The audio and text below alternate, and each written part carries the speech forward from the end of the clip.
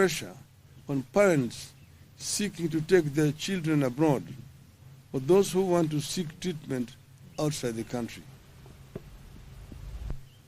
The free fall of the shilling is more taxes from the suffering Kenyans.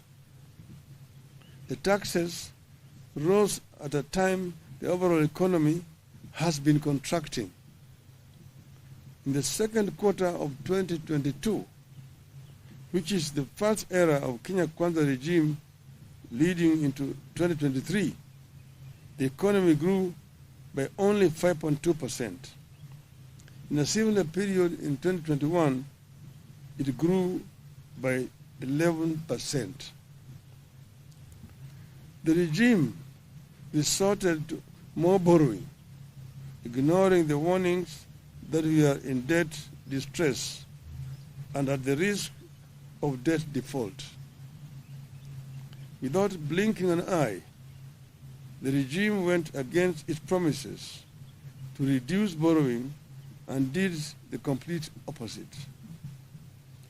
Kenyans responded to this turn of events by trying to steady their businesses, especially the small enterprises. But those efforts were in vain as interest rates rose through the roof and more taxes hit those businesses.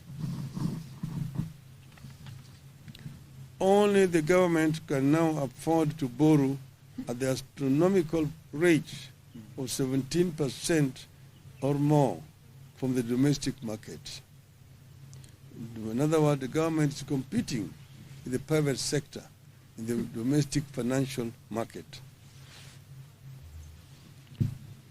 The result has been that micro and small businesses are struggling, defaulting, and folding up, while the larger private sector is at best stagnating or equally folding up.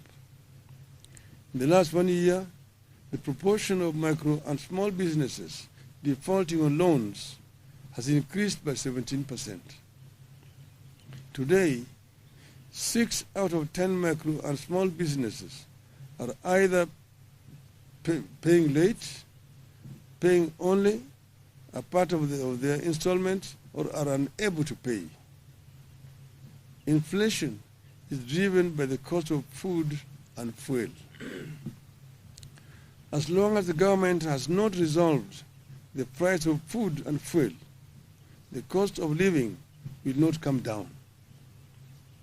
No amount of fertilizer will lower the cost of food as long as the cost of fuel is unchecked.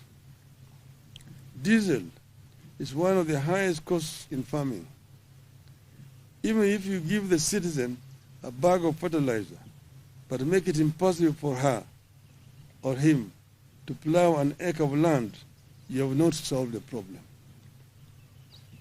The shilling taking the grains like maize, wheat, and rice that we import, those commodities have increased by 25%. As the economy has suffered, another grand betrayal of dreams has unfolded silently in the education sector.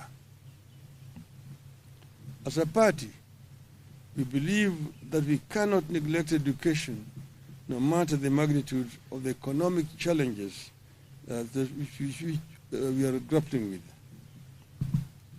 We believe that if we are not to spend just if we are to spend just on one thing, it should be education. In 1 year, Kenya Kwanza has thrown the education sector into a deep financial crisis. In public, Kenya Kwanza administration continues to talk about free education. The reality in our schools and homes across Kenya is that education is no longer free, either in primary or secondary schools. Inadequate funding is growing into a full-blown crisis in primary and secondary schools, forcing head teachers to beg from well-wishers to help finance schools, straining parents further and threatening the high enrollment reached in recent years as many students are sent home for school fees. Although academic year is coming to an end, the funds that have been released to schools are way below what was required. In some of the schools, the government has disbursed as low as 15,000 shillings for a student population of 400. Some schools received as low as Kenya shillings 3,000. We are, however, very concerned that under the Kenya Kwanza, education and the country are getting compromised by mismanagement, lack of clarity, lack of interest, and weak leadership in the sector. Verbally, education field officers have been instructed to work with schools, PTAs, and BOMs and approve measures to help schools raise funds for their operations. For schools, this only means raising school fees. As a result of weak leadership, examination integrity is back as an issue in our education. Implementation of the CBC curriculum is in chaos. Mismanagement persists as key institutions like the TSC, the KNEC, and the ministry itself. Inequality between public and private schools is rising. The quality and capacity of day schools is deteriorating. But more worrying is that parents are being forced to pay for this chaotic and poor quality education. In the first 1 year under Kenya Kwanza, the cost of education has gone up by 225%, but the quality is not guaranteed. Fellow Kenyans, this has been a disastrous 1 year under Kenya Kwanza, and we have no good new or encouraging words to offer. There are strong indications that the things will get worse or remain the same. We, however, refuse to ask you to tighten your belts. You have done enough. The ball is squarely in the court of the regime. They either act or await the fate that has fallen other insensitive and incompetent regimes across the continent. Yeah. End of statement. It's clear as that.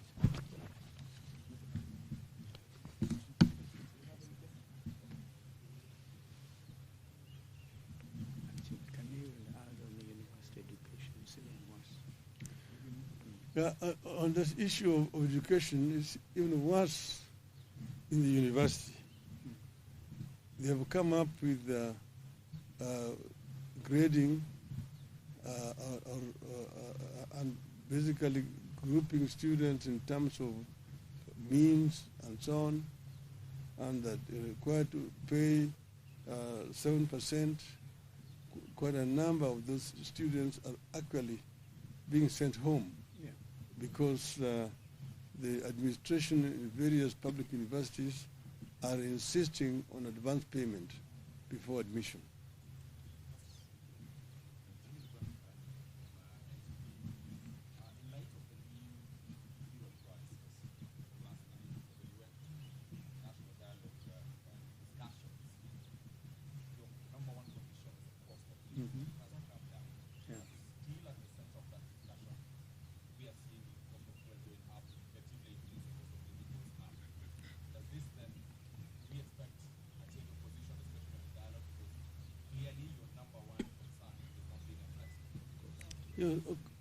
Of course, That is very true. And as you know, we are going to be giving you another statement tomorrow on the issue of the dialogue, which is ongoing. But of course, our number one agenda was the cost of living. It is still there. Of course, the other side has been making statements that they don't want it to be discussed. But we have insisted that it must be agenda item number one in the talks. And the other one is the issue of electoral justice, which is very central to our coalition. And that must also be on the agenda. So there will be a statement coming again tomorrow. But I also want you to know that we will tomorrow be also giving our own assessment of the overall performance of Kenya Kwanza government this 1 year, our scorecard. That will be coming up tomorrow. Let's wait for tomorrow. There will be another statement. Okay. Yes, ma'am.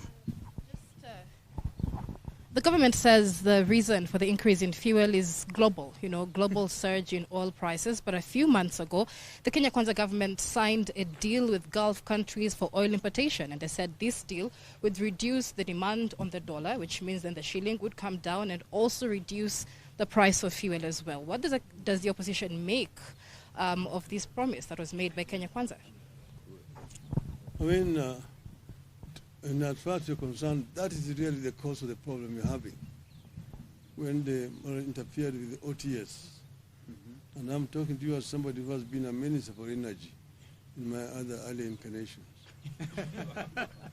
so that is the cause of the mess that we're having. They say that we are going to do a G2G and that they are going to pay in Kenya shillings. Now you ask yourself, what are the Arabs in the Middle East going to do with Kenya shillings? It's falling down. So the time, as we say, the chicken are coming back home to roost here. So that's put us where we are here. And it is unfortunate that there's the Kenyans, who are innocent Kenyans, who are basically now suffering, when those who are responsible are globetrotting, looking at coffee in Colombia. I mean, the tigers, they're moving around when the Kenyans are suffering. It's very, very unfortunate indeed. Thank you very much. See you tomorrow. Thank